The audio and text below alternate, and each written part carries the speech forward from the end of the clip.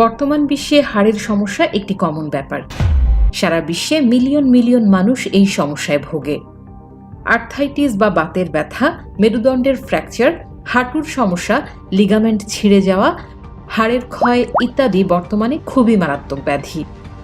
আর এই সমস্যাগুলোর যথাযথ সময়ে উপযুক্ত ব্যবস্থা না নিলে জীবনযাত্রায় মারাত্মক প্রভাব পড়তে পারে। ফলাফলস্বরূপ এর শেষ পরিণতি হল সার্জারি। হাড়ের রিপ্লেসমেন্ট সার্জারির মধ্যে কমন সার্জারিগুলোর মধ্যে রয়েছে হিপ রিপ্লেসমেন্ট সার্জারি ও হাঁটুর রিপ্লেসমেন্ট সার্জারি। আধুনিক মেডিকেল শাস্ত্রে এসব সার্জারি খুব সফলতার সাথে সম্পন্ন করা হয়। একটি গবেষণায় দেখা গেছে হাড়ের বেশিরভাগ সমস্যার জন্য আপনার জীবনযাত্রা দায়ী।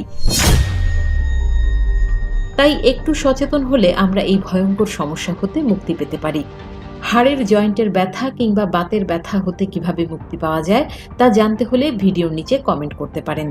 কথা না বাড়িয়ে চলুন আজকের ভিডিওতে জেনে নেওয়া যাক কিভাবে হিপ রিপ্লেসমেন্ট সার্জারি সম্পন্ন করা হয় এবং কিভাবে হাঁটুর সার্জারি বা নি রিপ্লেসমেন্ট সার্জারি করা হয়।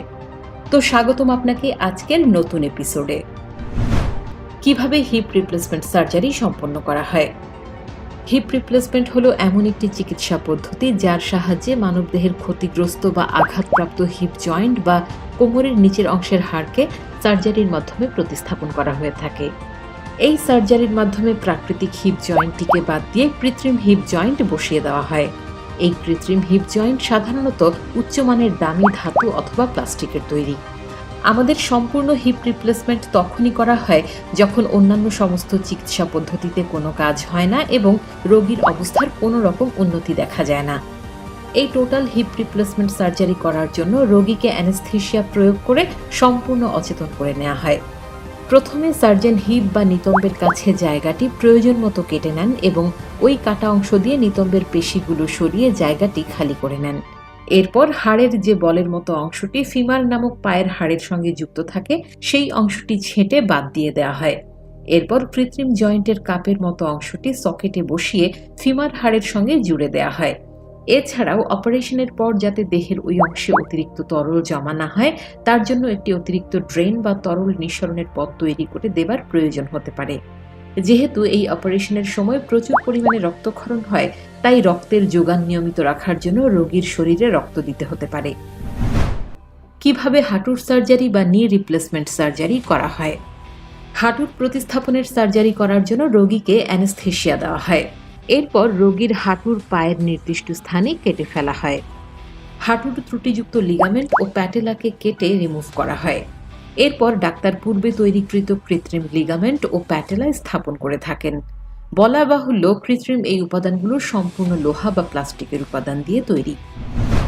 তারপরে কৃত্রিম হাঁটুর ধাতব ফোমেরাল উপাদানটি ফিট করা হয়ে থাকে।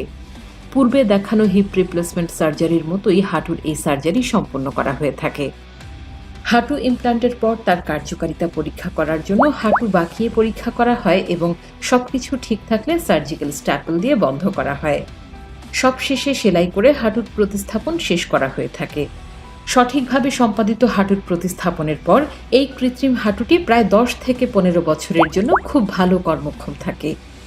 সর্বোপরি একটি কথা আছে, প্রিভেন্টেশন ইজ বেটার দেন কিউর।